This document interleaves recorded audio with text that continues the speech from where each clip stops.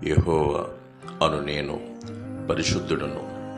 మీరు నావారై ఉండునట్లు అన్యజనులలో నుండి మిమ్మును వేరుపరిచితిని. లేవ్యకాండము 20వ అధ్యాయము 26వ వచనము.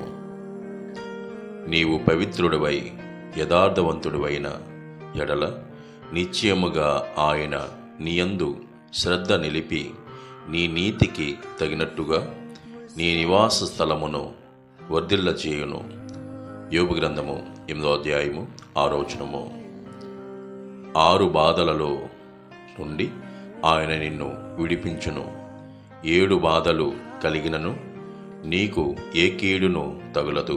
యోబు గ్రంథము 5వ అధ్యాయము 19వ ప్రార్థన. భూమిని ఆకాశమును సృజించిన సర్వశక్తి గల దేవా, మీకే వందనాలు.